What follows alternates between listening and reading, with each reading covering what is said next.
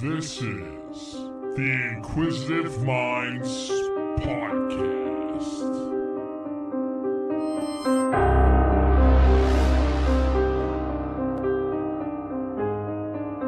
Hey, thank you for tuning in to the Inquisitive Minds Podcast. I'm your host, Johnny Smith.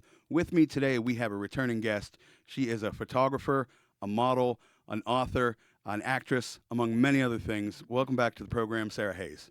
Thank you for having me. I'm excited to be here. If you don't know about Sarah's book, Invisible Monster, I implore you to go check that out. First and foremost, let's get it right out of the bat. Where can we find that? Well, it's on Amazon, but I also do a lot of book events. Workman Books it's an independent bookstore, and they just started carrying it. And then I do like farmers markets and just different events. Okay. When I feel like it. Sometimes I don't feel like it. So let's just jump right into it. With that book, that's your first book? Yes. And you decided to self-publish. I did self-publish. The reason being I kind of had to rush to get it done for a specific reason because not to give away all the story, but there are a lot of monsters in my story, and the main monster, this one right here, told me that he was going to go into gynecology when he graduated from physician assistant school. And I panicked and rushed, and here's my book. This is what he did, because I couldn't let that happen. I could never live with myself. And I did have a publisher, but it was taking too long. It wasn't going quick enough, and I didn't really like the idea of anybody else having control. Like, It's my story, and I wanted to tell it my way, exactly. I didn't want anybody telling me to change this or do this or whatever. Like, I just wanted complete control. So it's understandable. So I kept it. Before I touch on that, because I have more questions, when you released that book, was it effective in I guess, preventing this person becoming a gynecologist? I don't know if he was actually really, really planning on doing that, or if he just was trying to mentally abuse me by telling me that, and that is very possible.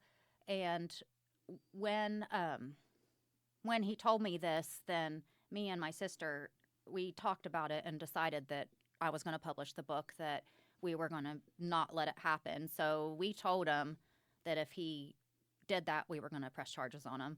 And he basically disowned his entire family, and I don't know where he is. From the small amount I know, you're better off. Yes.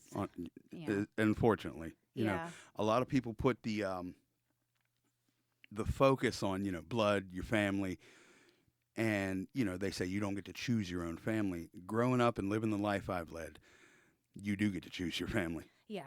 You absolutely have the right to choose your family, too. I have people that nowhere near related to me, closer and better relationships and bonds than I've had with anybody of a blood relation. I believe that 100%, because I'm right there with you. I haven't spoken to either one of my parents since I published my book either, and that's not going to be forever. I'm just not ready right now. Mm-hmm. I have a lot of anger, which is actually why fuck the monsters, where that comes from, because I start to feel fuck the monsters, y'all. Fuck the monsters. I start to feel bad every once in a while. Like, I can't believe I did this. I told everybody all this, and then I was like, why do I feel bad? They're the ones that did it. Fuck them. From the fire you were forged out of, you don't owe anyone an apology for speaking your truth. Like I said, I haven't quite finished the book yet, but already everything I've read has been, I don't know how to put it without, just it's absurd. Yes. Is the rational way I'll put it. And I don't want to give away many details of your book, but there was one line that I was reading really struck with me, and it's almost a throwaway line. It was when your father put a diaper on you when you were 4 years old, and you peed the diaper. Like, you just peed it. Yes. And when your dad asked you why, you said, aren't you supposed to pee in diapers? That was the best logic. I had to put the book down and smoke a cigarette. I was like, that's great. Like, that makes perfect sense to me. He never put a diaper on me again. One time I tried a men's depend, like just because we got a sample pack in the mail, and Just for we went to the grocery store, and I stood there, and I was like, "Hey, honey, I'm doing it," and she's so embarrassed, and it was not a good. It didn't absorb enough. Oh no. And I was like, oh, I guess our trip's over. But that was my exact thought. Yeah. When you're in a diaper, you pee. Yeah. Um, I mean, I guess I'll do it again one day, but I mean, until then. yeah, yeah.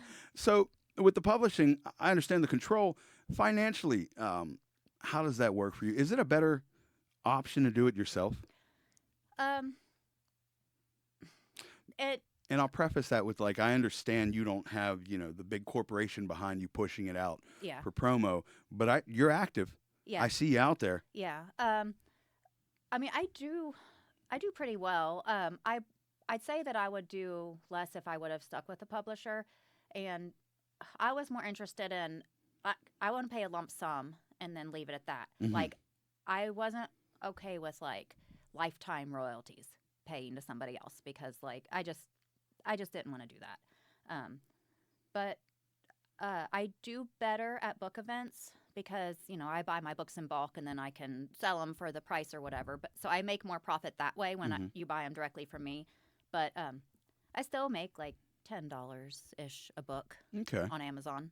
That's reasonable. I mean, Yeah. I don't know much about the world of selling books, but I imagine that's reasonable. Yeah. I mean, I make money every month. I mean, even if it's just $20, it's still something. But you know what?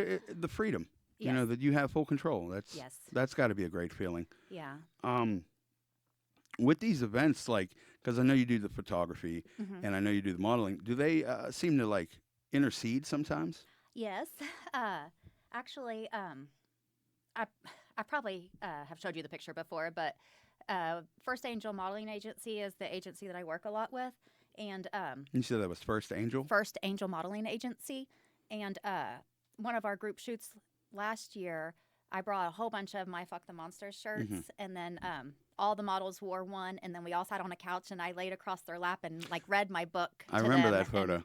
And it was like I just wanted as many people in the Fuck the Monster shirts as possible. So Mhm. I had it was like our gothic story time or something. It was fun. Now, since you mentioned that, have you tried to reach out? Because I know authors do book readings at places. Have you done any of that? No, I haven't done that. But something that's really interesting is through a friend just told me about a book club called Hermes Bookwormies. Okay. And it's Hermicelli's Deli, so it's known in our area. But I guess they started Hermes Bookwormies, and my friend actually recommended Invisible Monster to be the book of May, and they won it. They brought me in Monday for a lunch to meet the author kind of thing, and then that's awesome. At the end of the month, we're going to have the book club meeting, and I'm going to actually be there and sit in on their book club, while they're talking about my book, and that's going to be really weird. Well, it sounds exciting though Yeah. too. It's funny because I'll remember that because I call my daughters Big Herm and Little Herm. Oh, yay! Herman Werman, Herman Perman. Yep. It just happened. Bookwormies. Hermes Bookwormies. And your book is the book of what month? May. May. Yes. Okay. Yeah. That's wonderful. Congratulations. Thank you. Do you want to speak a little more about the modeling agency? Well, today I just had a super fun shoot because I was telling you off camera that me and food don't get along well, and I've been not full on carnivore, but I've just really been limiting my food. And the photographer, he is with First Angel also. He wanted to do a studio shoot, and he's like, I can get this kitchen if you want to do that. And I'm like, well, me and food don't really get along. But then I thought, well, if he just brings a steak or something, then we can have a lot of fun with that. So he did. He brought a big porterhouse, and I gnawed on it, and we I'm not sit pretty kind of I'm gonna growl at my food, and I'm Obviously. gonna have a lot of fun with it. We're in the same boat. I'm definitely gonna. And you know what? I still eat food like a dog because Yeah. just at the side of it. So that's right up my alley. Yeah, well, I think I sent you that picture, and I was down on the steak. So I Absolutely. can't wait to see them. They're gonna be fun. I got a headbutt from a daughter so hard the other day that I thought these teeth were coming out. Oh no. Yeah, she's rough on me, and they're already loose. As it is. I talk about my dental problems all the time. I was talking to somebody one day, and a tooth just fell out. Oh my gosh, I saw that you said that on Facebook or something. Like I have nightmares about that. Like I really like I'm teeth crazy. I am. You'll read about that in my book actually. You'll read about when you'll get there. In 5th grade I have an interesting story about my teeth. But yeah, like I have nightmares about like my teeth being loose or like something weird like It is a nightmare, by the way. It is a nightmare. Like I've got like 7 loose teeth right now. Yeah. So eating a sandwich is a struggle. You couldn't tell by looking at me, but sometimes it's a very hard struggle. Back to your book real quick then. Again, without giving more away, I fully agree that Dayton, in my opinion, is the armpit of America. I went to Dayton, Ohio, and spent the night for a comedy show one time at the worst hotel. The glass got broken. Crackheads were walking around. It was just a miserable experience. Yeah. Dayton, go fuck yourself. Just horrible. But it seemed like I don't want to say transient in your book, but you guys moved around a lot. Yes. How would you say that's affected you today?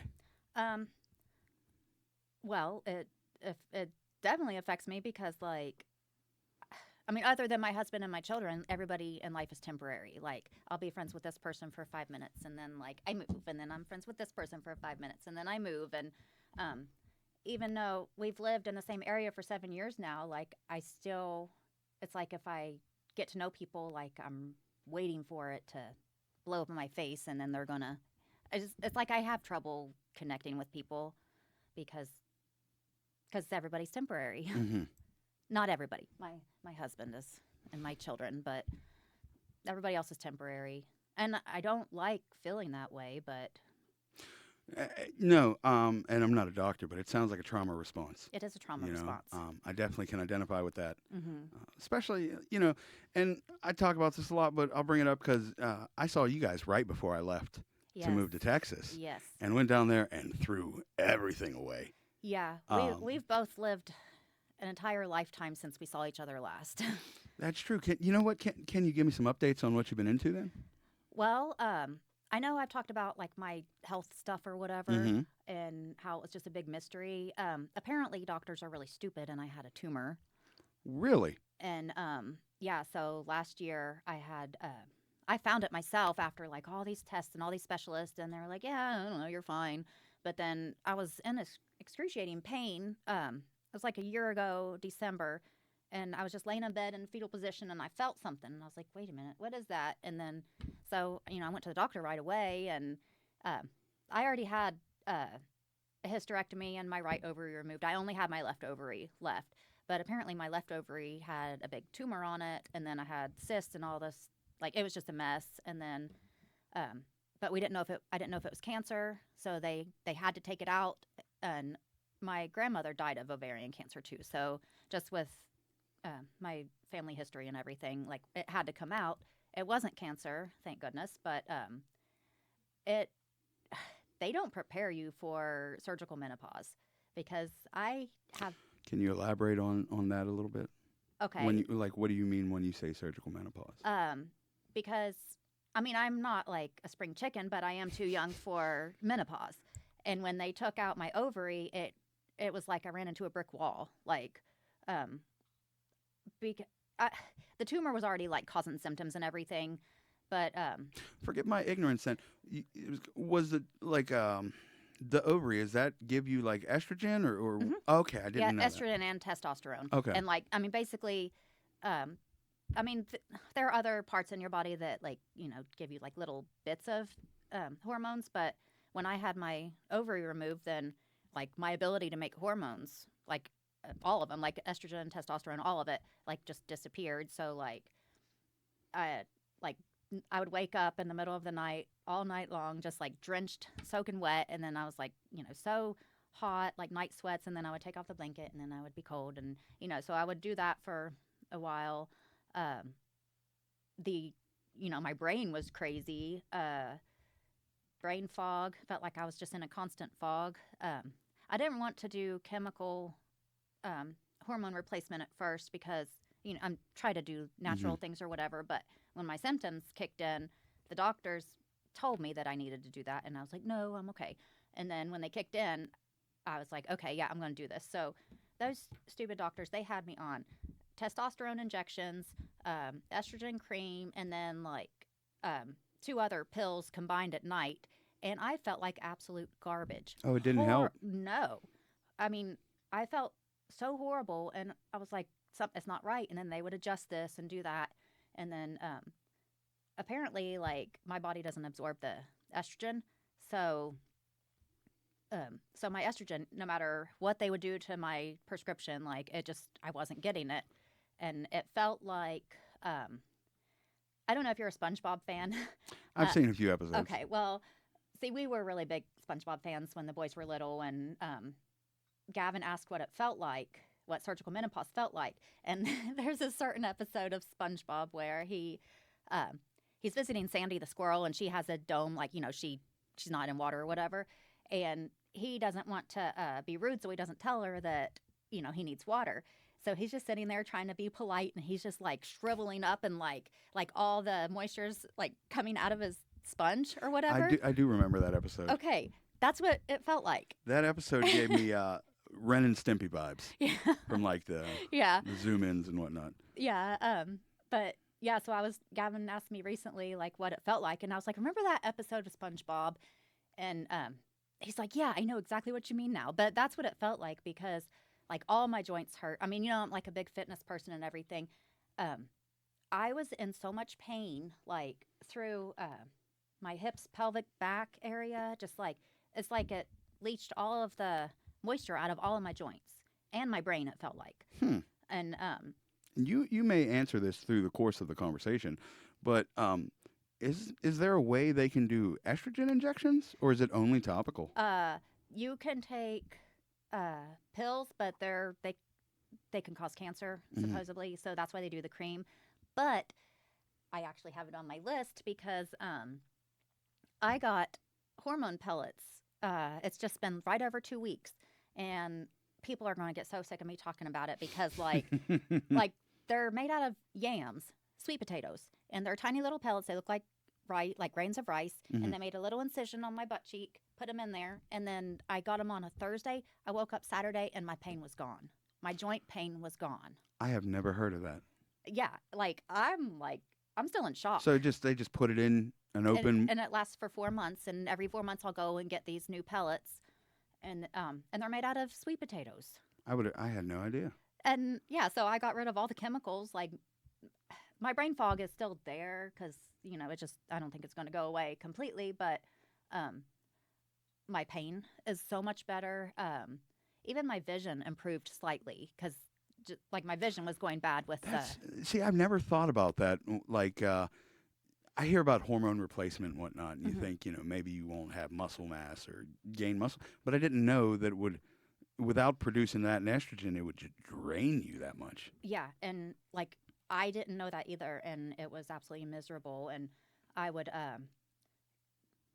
like once I healed from the surgery, then I would go to the gym and try to get back into it, and I'm like feel good for a week or whatever. Then I throw my back out and then not be able to move for 2 weeks, and I did that like 4 or 5 times. Now, was that a common occurrence beforehand, or were you throwing your back out because of the deficiencies? Because of the deficiencies, I assume.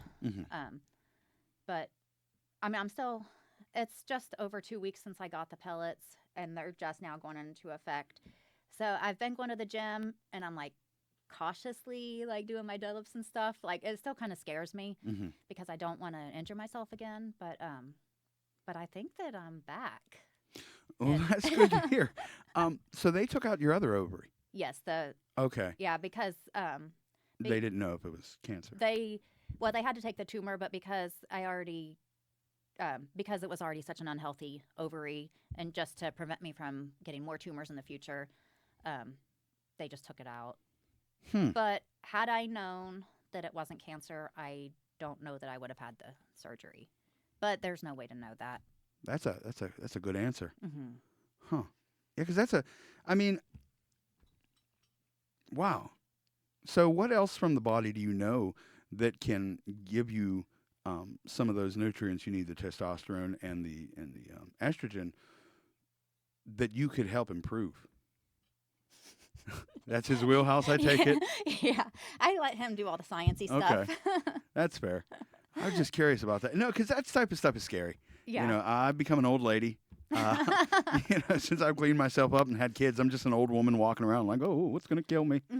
Um, Well, there's a lot of like vitamins and natural stuff that you can do to help that. Even, I mean, my case was kind of extreme because I didn't have an ovary, but I was doing like maca and just like there's a lot of vitamins and supplements that you can take that will help regulate your hormones. But just once you don't have an ovary, then like it's not going to regulate because you're not making them. yeah, it's so curious to me because I'm sure you weren't the first person that didn't have ovaries, but like the cream must have worked for other people. Yeah, Do they know why the cream didn't work for you?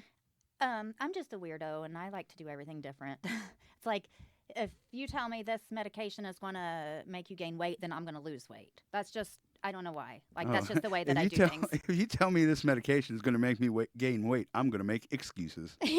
I'm like, this medication. I packed on another 50 pounds. Well, I was on this. I say that specifically because I was on this shot. I think they took it off the market because it was horrible, but it was a birth control shot, like very pre-kids and everything, and it was called Depo, and it was just a shot you got every 3 months or something like that. I still think that's on the market. Oh, okay, it could be. I mean, Well, the reason because we've had we put Stephanie back.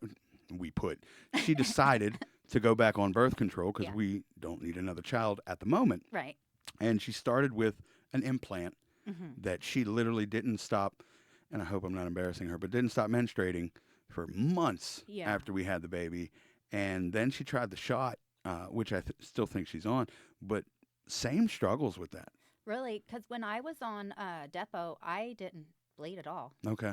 Like I didn't bleed, but it was one of the things. Like I mean, I know that it's not really that healthy to do that, especially when you're like 18 years old. But you know, whatever. I'm fine now. But so everyone's like, you're going to gain so much weight when you get on that shot. And everybody I saw that was on that shot gained weight. And then I was like 90 pounds. I'm like, Yeah, you're a very petite person Yes. in general. yes. I can't imagine you gaining too much weight, especially with I'll say the way food doesn't like you. Mm-hmm. It's just there's the connections here when you don't talk about it. Just the differing adverse effects. Mm-hmm. Like one stops it up, and she just wouldn't stop. Unfortunately. Yeah. Yeah, but I mean, hopefully that will change and she'll feel better and everything. But bodies are just so different because, like, when I had Gavin, I nursed him, and I didn't have a period the entire time until he was 14 months old. And then when I had Xander, then I bled for literally 18 months straight until they took out my uterus. And I was nursing then too. So like, it's just, I don't know. Maybe this is too personal.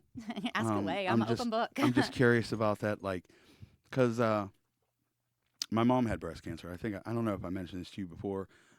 Once she had a double mastectomy and chemo and radiation, they gave her remission pills. The side effect was uterine cancer. Oh, gosh. Yeah, terrible pill. Yeah. And they ended up giving her a full hysterectomy.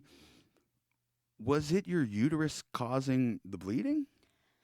Well, that's still up for debate. I don't know.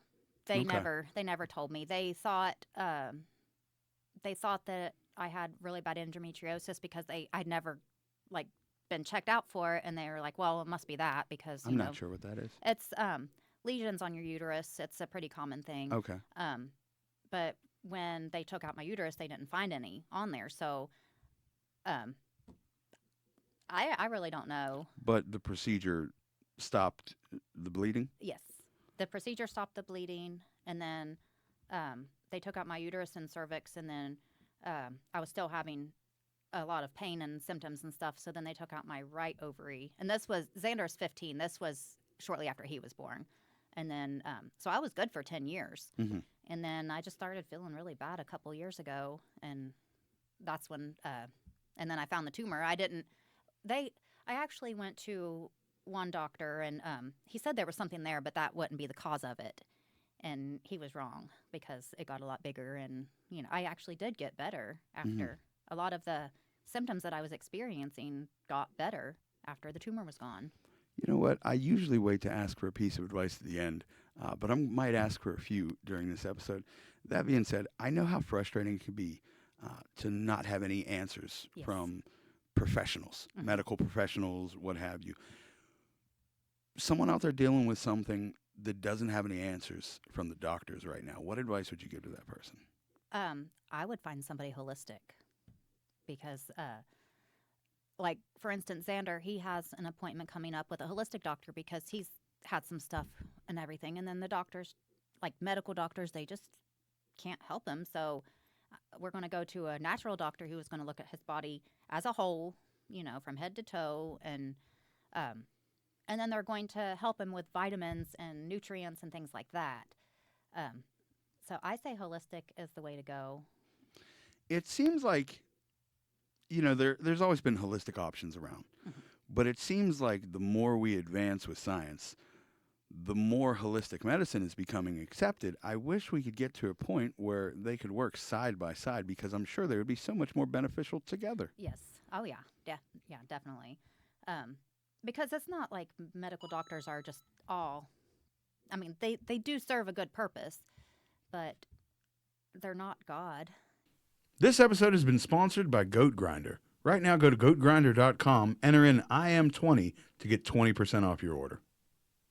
All right, hey everybody. My name's Ron. I'm the owner of Goat Grinder, and this is the Inquisitive Minds podcast. We're sponsoring this forever now. We're going to give Johnny $1 million. So everybody watch this. No, I'm kidding. Anyways, so it's grinder, sifter in a mason jar. This is your pressure band, keeps it all together. It's your top grinder, bottom grinder. When you're ready to grind up, slip it on there, give it a snug, throw in, I don't know, whatever you want, and then off center post, so you don't smash everything in the middle, and then all your junk will fall into this handy dandy sifter, and then everything else will fall in here. I use it to make relish. So what happens is when I grind up all you get all your pickle stuff in here, but then you don't have to have a fucking juicy hot dog. You dump out that extra sauce. And they do fit on larger regular mouth mason jars. I would sell them for $75. Someday I'll raise the price, but for now they're $75. I started out at $90, and then I came down. I should have stayed at fucking $90. I don't know why I'm giving everybody a break. Hope you're still listening with me, guys. You're doing it. You got to do it. Yeah. You're not going to improve unless you do it. Yep. Unfortunately, and I've scrapped episodes. I've fucked up so much, but it happens. As long as you keep going. Yeah, that's how you learn. That's how you improve. I was honestly inspired, by your book. Oh, well, thank you. It made me, because when I read it, and this is the most in the most complimentary way possible, it was not pretentious. I hate it when I read a book and it feels like someone's speaking to me of a higher ground. You felt like it felt like you were talking to me and just telling your story as it was without any extra. Well, you know why? Because when I started writing, I was journaling. I wasn't writing to publish a book. I was writing for therapy because my husband, he was a police officer, and he was gone a lot at night, and I was going through a lot of therapy at the time, and they diagnosed me with PTSD, which now, they have complex PTSD, which definitely is what I have, not regular PTSD. But I've always liked to write, and I just would sit up at night and just write.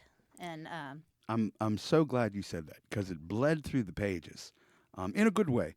But I sat there and I opened up my journals from prison. Oh. And it made me start to look at it and think, I wonder if I can write about this. I wonder if people would be interested in this. And it's not like, oh, I seen Freddie get stabbed today.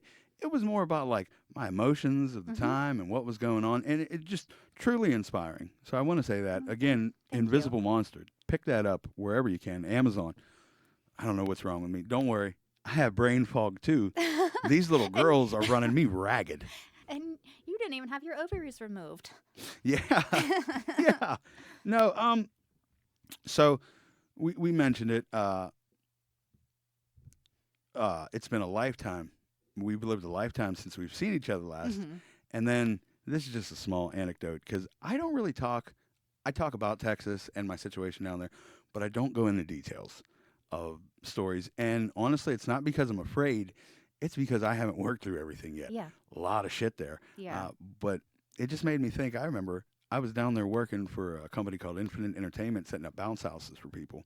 One day we were setting up. I stood on a fire ant hill in my sandals and did not know until they decided to go crazy. Oh, wow. Yeah, and I don't know why that memory popped into my head, but they were swarming on my foot. Mhm. It was swollen. It was so painful, like it burned like fire. And Oh. honestly, my foot smelled like death for about 3 weeks. Oh, my goodness. Yeah, it was bad. Hmm. What else have you been up to? I know, and I'll potentially have him on in the future if he wants to talk about it. But I know your one son started a fitness program or a fitness company. Well, he actually is taking a step back from that because Okay. he's still doing personal training, but he got a job selling insurance and he's doing phenomenal. Okay. So he doesn't really have time for that anymore. And he was telling me yesterday, he's like, the past 2 days, I've made 6 months worth of personal training in 2 days. That's wonderful. So he's like, I don't have time for that. I mean, that's understandable. And Yeah. there's always time to pursue interests when you want to. Yeah, and You I know. mean, he's still really big in the gym, and both boys go to jujitsu all the time, and I mean, he's still very active. But Jiu-jitsu has calmed me down personally. oh yeah, I have never taken a class, Hmm. but I know anybody can. A lot of people do. And it makes me more hesitant to be, like I was in my younger days. Yeah, You know, it makes me respect people more. Like, the most embarrassing thing in the world to me is getting my arm broke by some guy who's 130 pounds, but I didn't know he's been doing jujitsu for 10 years. yeah, yep, I mean, that's a great skill to have. it is. I don't want to say, how do I want to put this? I feel like you should be involved, at least from youth on until you can make your own decisions, in some type of physical activity. Yeah, Whether it's, jujitsu, wrestling, boxing, football, some type of organized sports, yeah, even if you hate it, because it teaches you so much, yes, and you don't think it in the moment, but we have to work together. And that's the easiest way for me personally that I think you can learn teamwork. yeah, yeah. Our younger son Xander, he was never as big into sports, but he's 15 now, and he just probably 2 years ago, Gavin said, Xander, you're going to jujitsu with me, and he's like, okay, and so he's still going, and Xander was homeschooled for all through middle school and everything. So basically, Gavin just took on the fitness part, and they went to the gym, and he became Xander became Gavin's special project, and I mean, they're like best friends. It's so cute. That's wonderful. Mhm. I don't know, what the girls will be interested in because I'm not going to push them, with my agenda. Yes. But whatever they want to do, I'm all for it. I have a good friend of mine whose son is 9, and he decided this last year that he wants to take up ballet. Mhm. And I am all for it. Yeah. I am so happy that he's doing something in a group, something physical, and something that you have to listen and learn. Yeah. I think so many times if we'd listened and understood what listening is, we Yes. could avoid so much conflict and stress. Yeah. Like we've never forced our boys to. I mean, if they go into something and then they have to finish the season, they have to finish. That's fair. They have to fulfill their commitment. But like, it doesn't matter. Like, I mean, I don't care about football. When Gavin was a football player, I Mhm. was like, yay, football. But they could be ballroom dancers, and I'm going to be the biggest ballroom dancer fan there ever is. Like, it doesn't matter what it is. If they are all in, then I'm going to be all in with them. And you know what? I wish more parents were like that. Because whatever my girls are going to do, like the 6-month-old rolls over now. And I'm like, yeah, we're rolling. Like, you got it. She arches her neck. I'm like, you got it. The little picture I posted today of Oh her my as a gosh. little bulldog. I can't unsee it. She looks so much like you.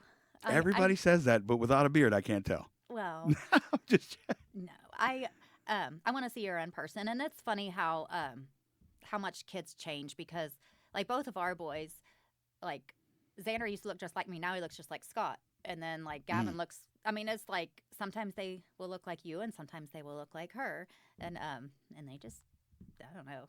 Their looks keep changing. Parenthood has hit me hard, extremely Isn't it hard. the best thing in the world? It's wonderful, but I'm always tired. Yes. And I'm always worried. Yes. And then, like, when we go out in public, I'm not, like, crazy, but I'm like, Don't touch my baby. don't touch my babies. Like, I don't. Yeah. I had a nightmare the other night about, one getting taken in the park, and I got the other one in the stroller. What do? Do I chase with the stroller? Do I leave her? Just gosh. nightmares. Yeah. I didn't realize how much of a worrywart I'd be as a parent. Oh, that doesn't surprise me one bit. That being said, though, another piece of advice. What advice to new parents out there would you have? Because you have raised wonderful children. Oh, thank you. Well, I've said from day one, my number one goal in life is for my children to never doubt my love, and I live by that. I always want my boys to be proud of me. I don't want to embarrass them in any way, and I don't want them ever to think that I don't love them. And I mean, Xander, he's 15, so he doesn't come to me quite the same, but Gavin, like, he'll come and talk to me about personal stuff, and I'm very understanding and easy to talk to, and I know that they are people too. If you remember that they are people too, then then it's just better, because so many people want to control, and, like, well, I don't want to be controlled. Like, if somebody's, like, making me do something that I don't want to do, like, I mean, I would much rather. We talked about, I had the thought that my children won't know about my past, but when they start becoming of age is when I think it's more of the right time to tell them, once Yes. they start hitting puberty. Yes. Because you get those wild oats you want to sow. Yeah. And if all you know is dad is, oh, he's just a good guy, goes to work and whatever. Right. I That's want not them real. to know that I understand literally everything they're going Yes. through, plus more. Yes. Because the whole goal for me is never to let my daughters have to go through that or feel like they had to go through that. Yeah. Because I probably didn't have to go through most things I did, but at least at the time I felt I did. Yeah. And our mind plays a lot of fucked up Oh tricks my on gosh, us. yes. Yep. That is true. So what do you got going on in the future here? What do you got coming up? Well, I talked about the Hermes bookwormies. I love that name. I still love that name. I know. I giggle every time I say it, but so that's really exciting. I'll be back up here the 18th and 19th for a couple photo shoots as photographer and model, both. I'm gonna come up for a couple days. Then with First Angel, we're doing a skate shop that just opened on the 25th, so we're gonna go do a bunch that's of cool.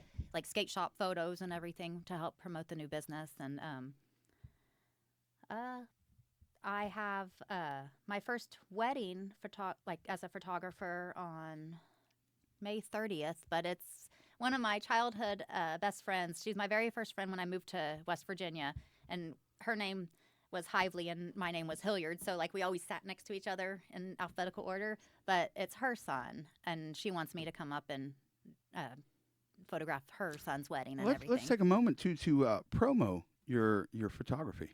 It's just Sarah Hayes Photography. I don't do a lot of, like, headshots and typical portraits. I really am more artistic. Well, just like I was talking about the steak earlier, like. The way I would put it, you find the personality in your photographs. Yes.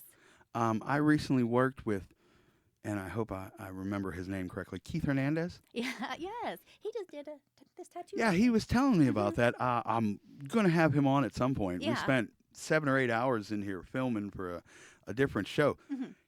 Interesting person. Very, and that's one of the things. You didn't introduce me to him, but you knew him. Yeah. Everyone you've introduced me to has been such a unique character. Keith has such a great business card because among so many things, one of it's his freelance ninja. Like, that's great. In case you need a tattooist or a freelance ninja, He's in there. Yeah, I mean, I didn't know that he advertised as a freelance ninja, but I mean, that makes sense. Yeah, yeah. He showed me some film from a Nickelodeon shoot Mhm. where he was like a ninja on a show. Yeah. He's done a lot. Very fascinating man. Yeah. Can't wait to have him on in the future. And then, you know what, I'll just bring this up because it's current. I reached out to the Bump in the Night Society Oh, okay. a few times. Yes.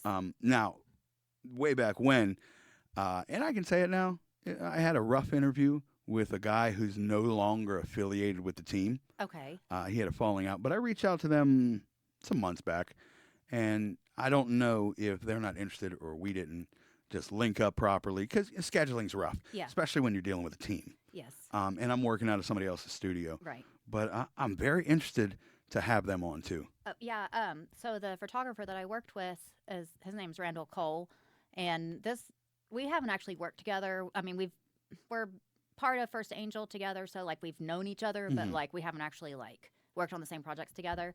But just getting to know him through this shoot and everything, he does all the paranormal stuff, and I know that you're really into that. Mhm.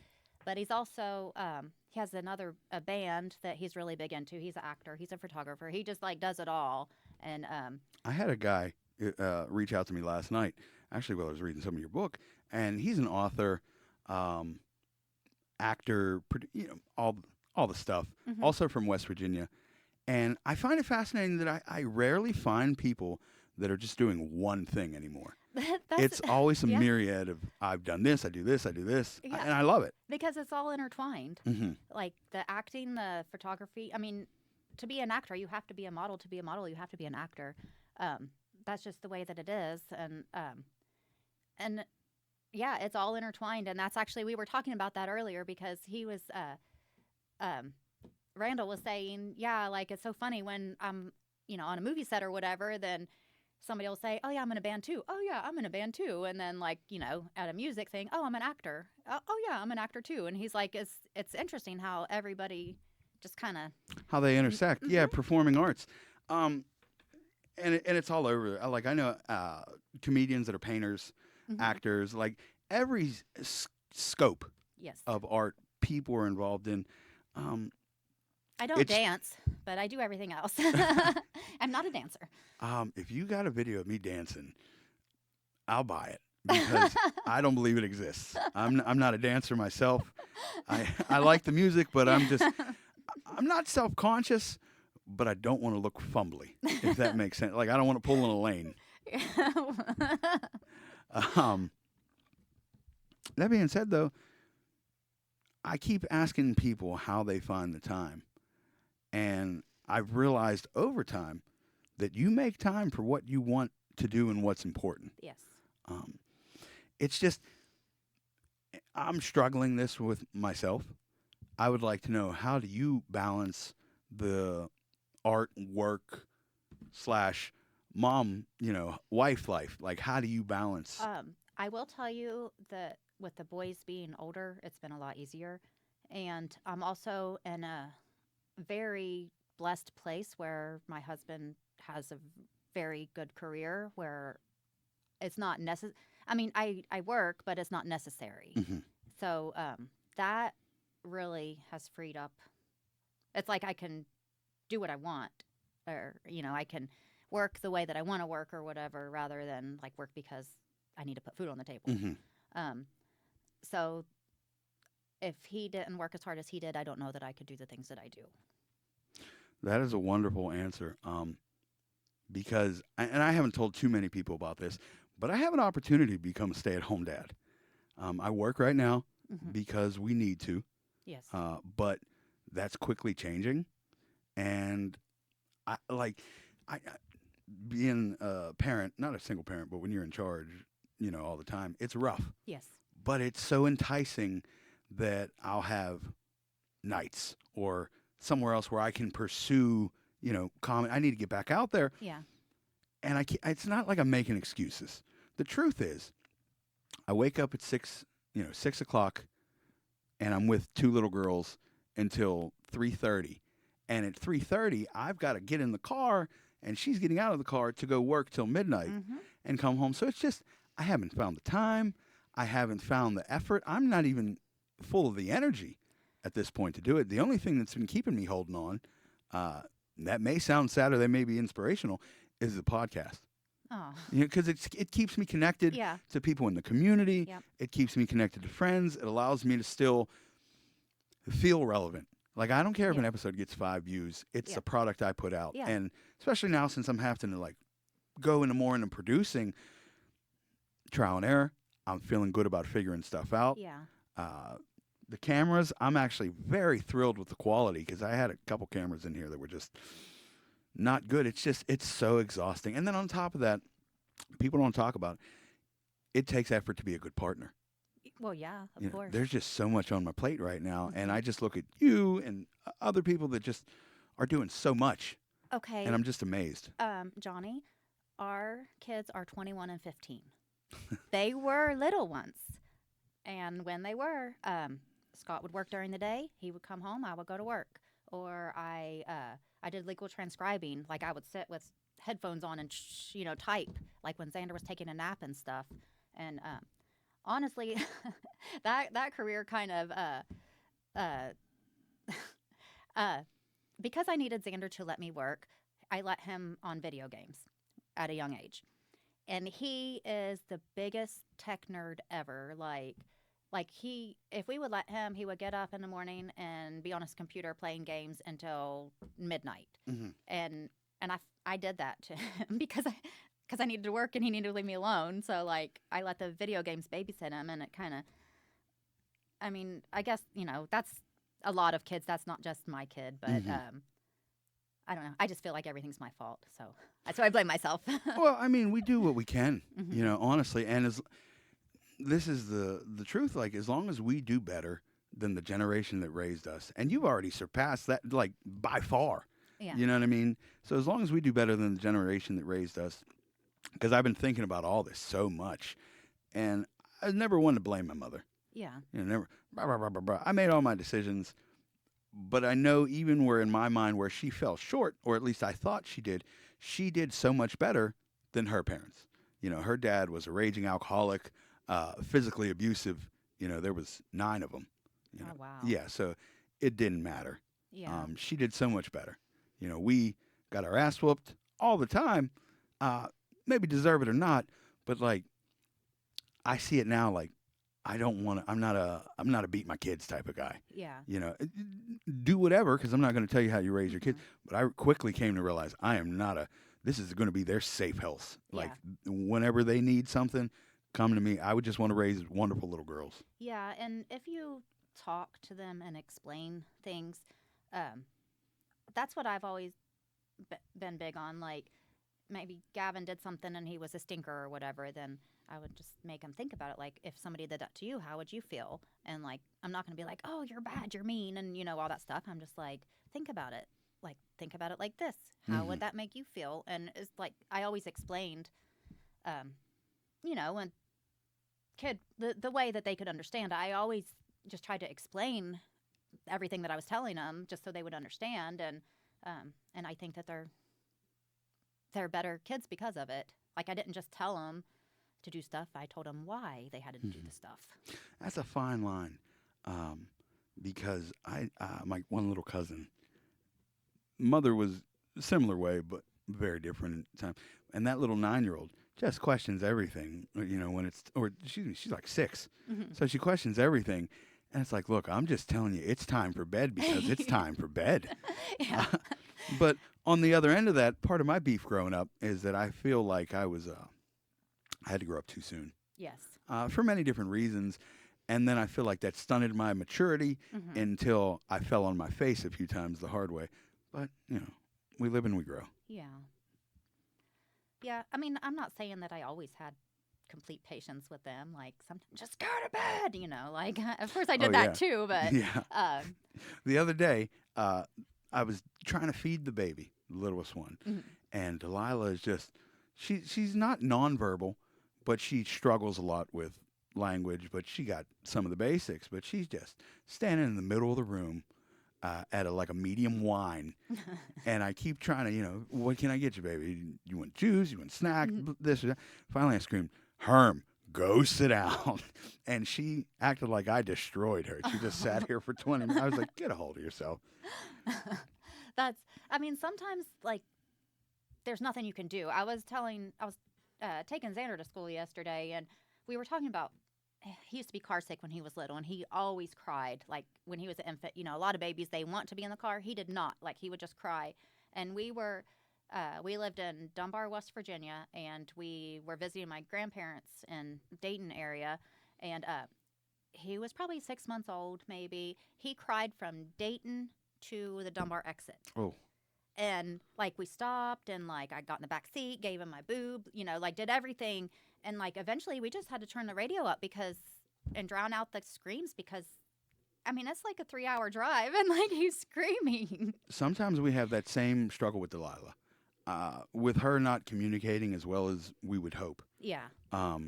There's times where she just is angry and inconsolable, and she's done that in the car. And the car we have right now, the radio doesn't work. Oh, no. Like, nothing in the dash like that works. So I understand your pain. Yeah. She's been screaming and nothing. Well, you want to know something funny I did? Xander never really was like, this was like early when he was an infant. But when he was like a toddler, if he was getting little grumpy butt problems or whatever, and he would just go, wah! And then I would like go, wah! And then he would look at me like I was crazy. And I was like, see? There's no reason to do that. And then but now he's the most chill, like he's the calmest kid in the world, like literally. And I think I did that to him because I didn't let him scream. I get told that Cordelia is such a calm and relaxed baby.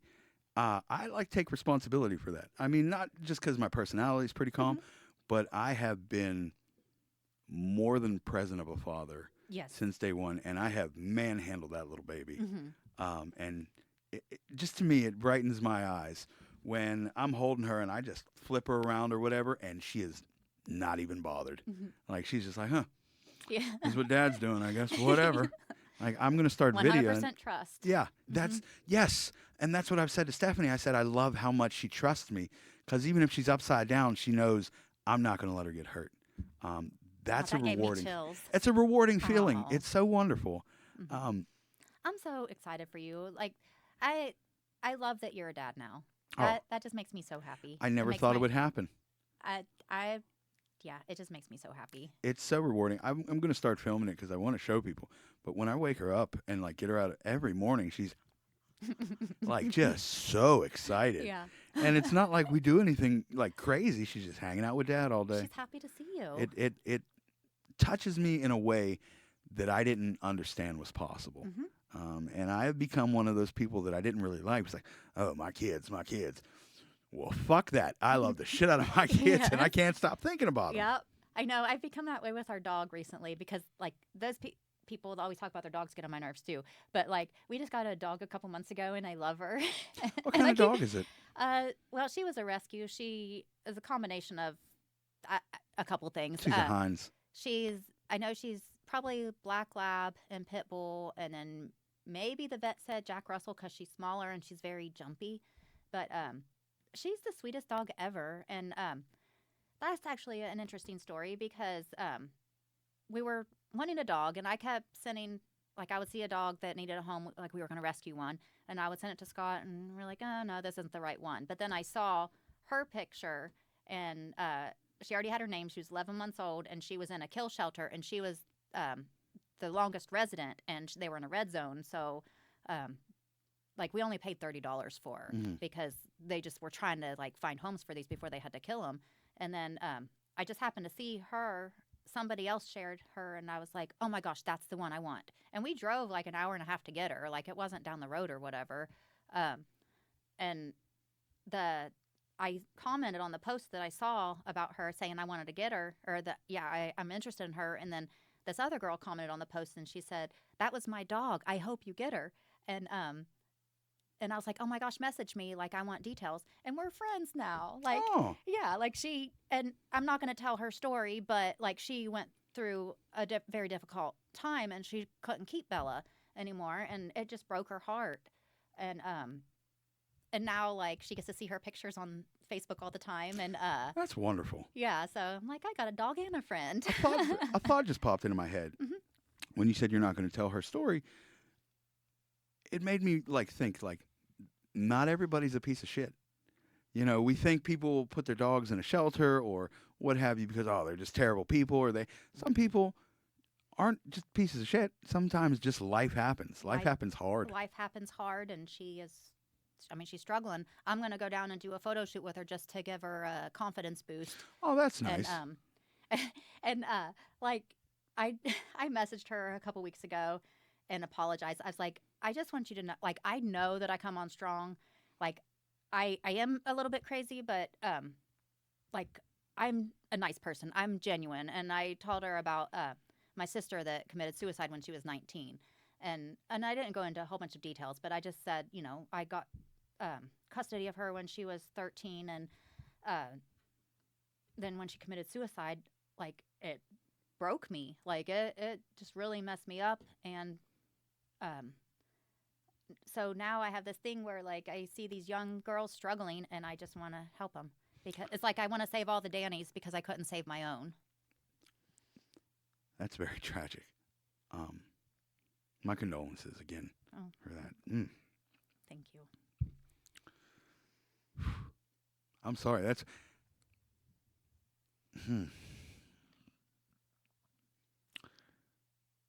I went through my own situation. Oh my gosh. Okay. I already know what you're going to talk about. Yeah, where, I decided I was going to end my life. I'm so glad you didn't. I attempted to. I gave it the old college try, as they say. And Texas was bad. Texas was bad from day one. Mm-hmm. But I never understood the mindset of suicide until I was there. And then one of the things that still bothers me is my sister lives down there. Thank God for her. She saved my life. And she was in the hospital the whole week I was there. I feel so bad about her, and we talked about this afterwards, her being excited to wake me up when I woke up, to tell me, Johnny, you're alive, blah, blah, blah, blah. And when I woke up and she told me that, the first thing I said was I should have used a fucking razor blade. I still, even though you survive it, it takes time to come out of it. And I'll be frank, people, saw crazy shit from the outside. I didn't want to kill myself because of a relationship ending, like Crystal. It wasn't because that was over. I just had enough of life and was done with it. The way somebody explained it to me was, you know how you're at a party and you've had a good time, but you're just ready to leave. Yeah. Nothing's wrong. You're just ready to check out. And that's where I was. I didn't think this would catch me like this. Again, I'm so sorry about your sister.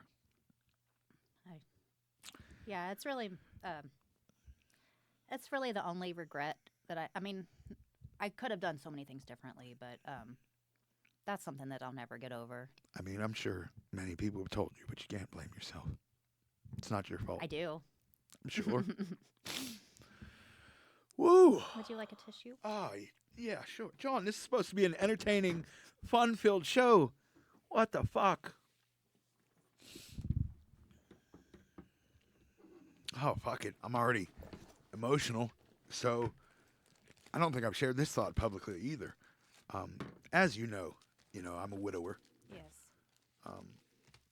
But I've met someone wonderful, and we have children together and whatnot. But I've had such a sad thought that I wish my wife could have met my children. But I know that if one still existed, the other one wouldn't. And I don't really know how to process that emotion.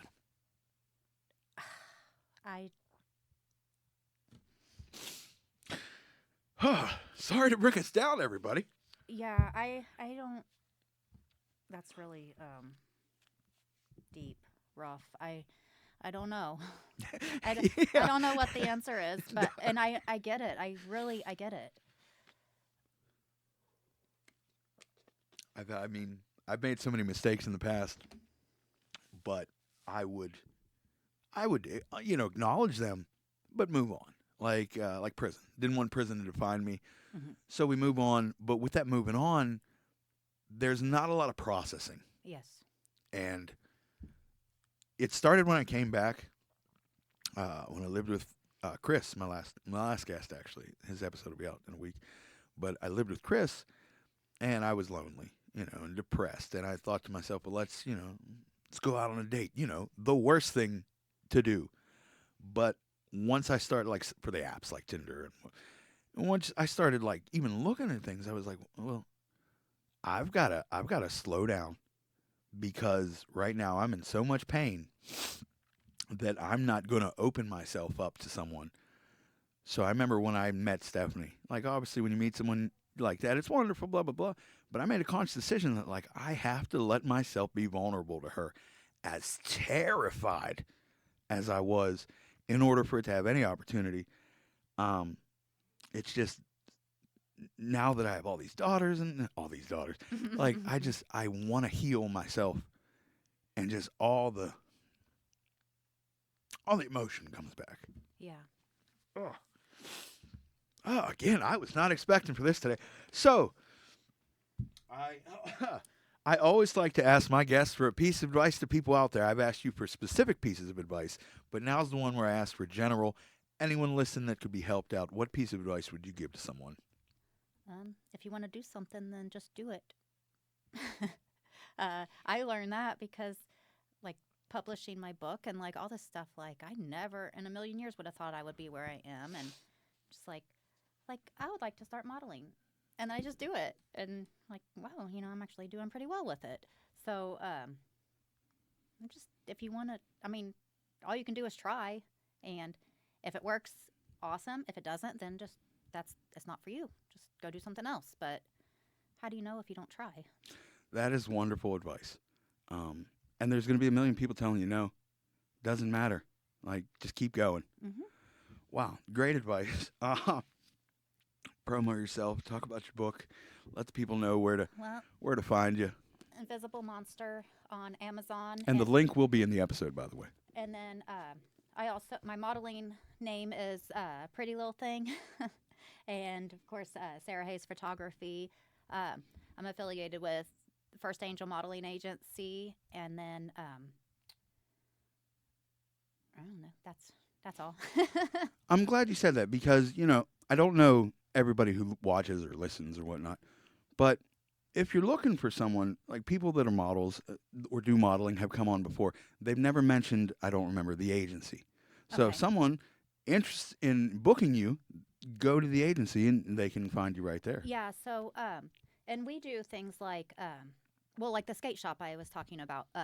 We'll just get together, like, group shoots, and then we'll open up to the public. So I didn't go to the last one that they just did, but they'll have, like, a modeling coach and then photographers. So people just off the street that have never modeled before, they can come in, and then we'll give them the model experience. Mm-hmm. That's interesting. Yeah, so if you're interested in modeling, then just keep an eye out for First Angel, and then when we have open to the public events, then you can come and try it out. And we've got some pretty good people. A couple of my favorite people I met through there. One girl, her name's Megan, and she has a military surplus store. So whenever Oh, that's cool. yes, so whenever we do shoots with her, she brings all the fun toys. And like, I've done 2 shoots with her bazooka. And it's just like, Yeah, and maybe I'm out of line, but I like, when I think of the photography that I've seen you be part of, I would describe it almost as, like, sometimes pinup / like horror.